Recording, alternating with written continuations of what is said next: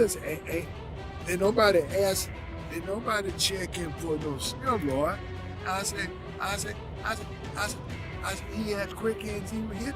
I said, why y'all ain't checking for steroid? He ain't checking steroid.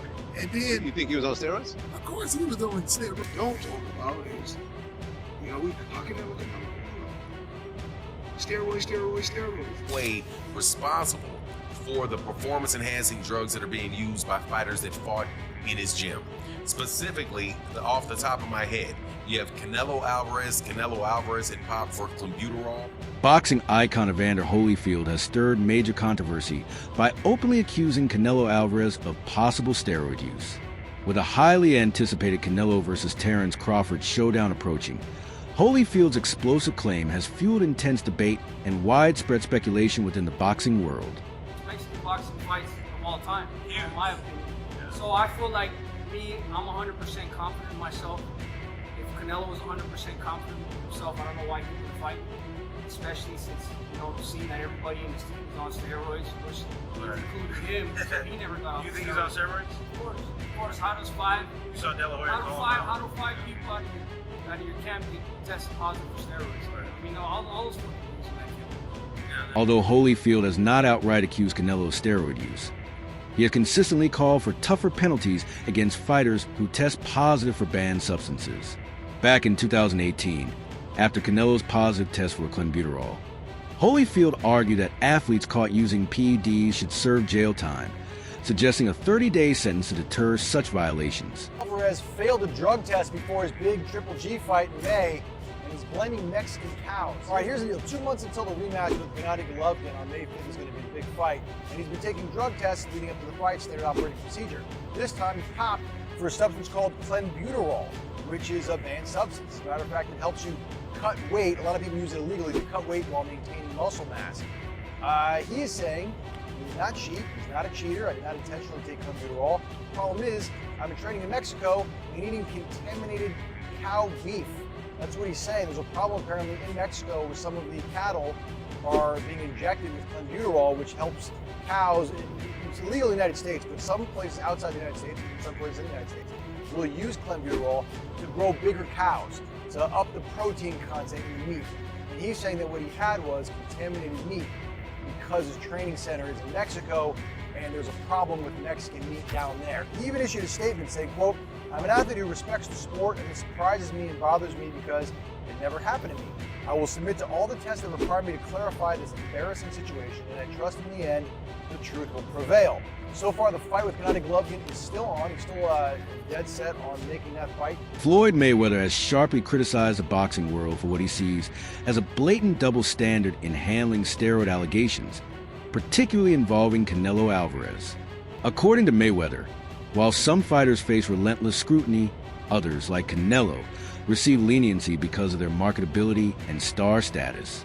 He believes this uneven treatment damages the sport's integrity and enables certain athletes to avoid accountability. Mayweather stresses that PED use is not only cheating, but also a serious health risk, ultimately threatening boxing's credibility and the safety of its competitors. But what we don't talk about is, Canelo. Steroids. They don't talk about that. So we don't know all the fighters he beat. He could have been not clean in a lot of fights. Canelo, and the list goes on and on about athletes that's been cheating. Been accused of cheating or been proven? No, been proven. It's been proven. Oh, Canelo. It's been proven. And then Canelo talking about it was the steak that it was the meat that he was eating. So okay, now you eating. I guess you eating steroid cows. Man, these boys kill me. Recently, David Benavidez has openly accused Canelo Alvarez and his entire team of using steroids, questioning why Canelo would avoid fighting him if he were truly confident, citing multiple positive steroid tests within Canelo's camp. Benavidez argued that the team's history raises serious doubts. His remarks have further fueled their heated rivalry, painting Canelo's camp as dirty due to repeated doping controversies. When the greatest Canelo came out, the one that you guys seen that fought Triple G the first time, bro, dude popped dirty for clenbuterol, bro. Why do you think the second fight didn't happen? So, for me, seeing that was the best Canelo I've ever seen. But that was Canelo off the steroids. Everybody else that he's fought fought Amir Khan, he fought Daniel Jacobs, he fought, what the f is his name, Billy Joe Saunders, Caleb Plant. These guys are all weak.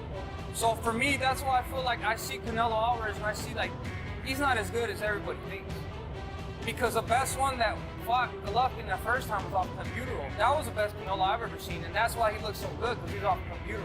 So with the Canelo, he even got suspended for like 7 months. So it's guaranteed. He's guaranteed to. He said that he ate meat that was tainted in Mexico. I've talked to people. They said for him to test positive off a piece of meat, he would have had to eat. Eddie Reynoso's gym has come under heavy scrutiny following multiple doping allegations involving fighters he trains. Most notably, Canelo Alvarez, one of Reynoso's star pupils, has faced past steroid controversies. Critics highlight that several boxers from Reynoso's camp have tested positive for banned substances, sparking concerns about the gym's environment and oversight. As Canelo readies himself for his upcoming clash with Terence Crawford, many are closely monitoring his rapid and noticeable physical transformation. Serious accusations about his gym. And the accusations are that people, or at least the implications are, that he is the one that is providing performance-enhancing drugs or is in some way responsible for the performance-enhancing drugs that are being used by fighters that fought in his gym. Specifically, off the top of my head, you have Canelo Alvarez. Canelo Alvarez had popped for clenbuterol 2 times. For Fahim Satur, I'll say that he did it 2 times, even though I think it was for the same fight. But Canelo Alvarez popped dirty for clenbuterol 2 times. You have Luis Nery, who had tested positive, but I think Luis Nery tested positive before he was with Eddie Reynoso. Then you have Ryan Garcia, who popped dirty after he left Eddie Reynoso and went over to Derek James. And then you have Oscar Valdez. Oscar Valdez popped dirty while he was with Eddie Reynoso, but at the time he was still allowed to fight. You also clearly see that you have an issue with the fight that's coming up with Canelo Alvarez and Terence Crawford, in that you have one guy that tested positive and you have another guy that looks like he's using in order to get up and continue to climb up weight classes. You know, at a certain point in time, and this is something that Rolly Romero has said, a certain point in time, your body just doesn't do that. At a certain point in time, your body just doesn't do it. I'm 6'2", 200, and should weigh about 210. Yeah, closer to 250, but I should weigh about 210. I'm not gonna get up. If I was 210 now at 50 years old. Many boxing analysts point out that naturally gaining significant muscle mass in one's 30s is especially difficult. Yet, Canelo Alvarez's recent transformation, appearing noticeably bigger than in past years, has sparked skepticism about the legitimacy of his gains. This suspicion is amplified by the doping controversies tied to Eddie Reynoso's gym, where Canelo trains, with multiple fighters from Reynoso's camp testing positive for banned substances. Critics are questioning both the integrity of the training environment and the methods being employed. If I'm juicing, if for a 30-year-old, right? You remember, your body grows. Men's body can grow in height and length up until you're to the extreme in your 20s. By the time you're 20, your height and all that stuff is there, right? Your height and your length. In your mid-20s, you know, by the time you're 29, your musculature is pretty much there. It gets harder to gain and put on muscle after 30. In a recent episode of the Joe Rogan Experience, Rogan addressed the controversy surrounding Canelo Alvarez, pointing to his past failed test for clenbuterol and the ongoing debates over his physique and performance. He stressed the need for transparency and for athletes to protect the integrity of the sport. The discussion further fueled speculation as Alvarez readies for his bout with Terence Crawford. Many boxing fans expressed little shock at the latest doping allegations, citing Canelo's history with performance-enhancing substances, including a previous suspension for testing positive for clenbuterol. For these fans, the new accusations align with patterns they believe have marked Alvarez's career in the past. What up, everybody? It's your boy MC from MGTV. I wouldn't be surprised if Canelo Alvarez is on steroids right now as we speak. he's going to be fully juiced with something that hasn't even hit the market yet. Think about it. He's pretty much a billionaire. He has access to everything. Holyfield has voiced strong admiration for Terence Crawford's outstanding boxing skills, praising his impressive power and highly adaptable fighting style. He noted Crawford's rare ability to fluidly switch between orthodox and southpaw stances, making his movements unpredictable and difficult for opponents to read.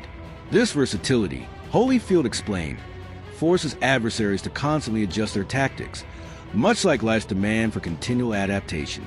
His praise highlights Crawford's sharp reflexes, tactical intelligence, and unique style, which Holyfield believes make him an exceptionally prepared and dangerous challenger in the ring. Left-handed or right-handed, how do you deal with someone like that? I don't know, man, nobody switching on me about it. So it's hard for me to say, but I know life is about adjustment. You have to make adjustment. To be successful, adjustment is always going to be the difference between how far you're going to go. And this is the last one, but I just thought of something. Obviously, Fury Usyk, a lot of people are talking about for undisputed. You know, you were a smaller guy, and you almost beat. A lot of people thought you beat Nikolai Valuev, who's even taller. Even taller than Tyson Fury. How does a small guy Usyk defeat a tall guy like Tyson Fury? Terence Crawford's longtime trainer, Brian Bomack McIntyre, has voiced complete confidence in their game plan, stressing that their preparation has been thorough and precise. While acknowledging Canelo's impressive abilities, he believes Crawford's adaptability and tactical mindset will be crucial in neutralizing the advantages of facing a naturally bigger opponent. Confident he's going to get the victory. Second of all, I'm just happy for him and the team.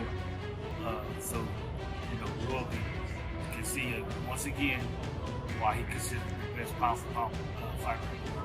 There was many a time where he was maybe struggling to get certain fights, and then he had to almost kick that door down. Is it nice to see him sort of getting the fruits of his labour now and getting that generational wealth off the back of what is, obviously it's a hard career boxing, you don't get given anything. Definitely that. Definitely good to see him get, like you say, fruits of his wealth. Getting these fights that, again, show the world why he's the best fighter in the world. Show the world why he's the best fighter in the world. Just, you know, I'm just happy for him. Nico Ali Walsh, grandson of the legendary Muhammad Ali, has shared valuable insights into Terence Crawford's preparation for his upcoming clash with Canelo Alvarez. Walsh highlighted that Crawford is approaching the challenge of facing a larger, more powerful opponent with deliberate and careful planning. As part of his camp, Crawford has been sparred with considerably bigger fighters to acclimate to the strength and pressure Canelo is known for. This calculated strategy demonstrates Crawford's dedication to refining his skills and conditioning to meet the demands of competing at super middleweight. Walsh's observations emphasize the meticulous nature of Crawford's preparation, ensuring he is fully equipped to handle the formidable presence and power Canelo will bring into the ring. 20 people with Canelo before Canelo's last fight, but then after Canelo's last fight, it seems like it's more 50-50 now. So everything is just the build-up for that fight is just going to be absolutely magnetizing. Like that fight, it's garnered so much more buzz after Canelo's last fight, and Bud is Bud. He's one of the greatest fighters in boxing history. He is one of the greatest fighters in boxing history. So it's going to be a fight. It's going to be awesome to watch. Have you sparred any of them? I haven't sparred Bud yet. I haven't been in Canelo's camp. I've met Canelo a few times. I love Canelo's team. Canelo's one of my favorite fighters. He's been my favorite fighter for the longest time. But you know, I have to be Team Bud because me and Bud are cool, and I have so much belief in Bud, and I know who he is as a fighter. He is one of the greats. So he could do anything, you know, he wants. Being around both of them and seeing how they work and train and things like that, what makes both of them the fighters they are? I've watched Bud, so for Bud in particular, he's calm in everything he does, and that kind of calm is scary to watch because it shows experience. You can see that he's been doing this for forever, for decades. You can see it with his shadow boxing. You can see it. Shaquille O'Neal has voiced strong confidence in Terence Crawford's chances of defeating Canelo Alvarez in their upcoming bout. He praised Crawford's exceptional boxing abilities, emphasizing his precision, relentless determination, and technical mastery. O'Neal believes these qualities will be the decisive factors in neutralizing Canelo's power and experience. His endorsement adds to the growing excitement and anticipation for fight, as fans and analysts alike eagerly speculate on how the clash of their contrasting styles will unfold inside the ring. Talking about the one fight right now, Terence Crawford versus Canelo. Who do you got? Terence Crawford. Why? Really? You think he's the greatest ever? Over Ali, Muhammad Ali? I didn't know you were a big Terence Crawford fan like that.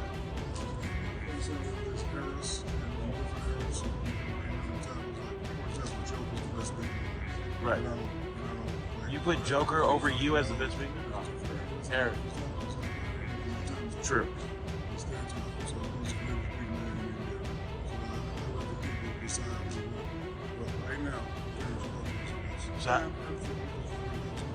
So how does Terence beat Canelo? Decision, or he's gonna knock Canelo out?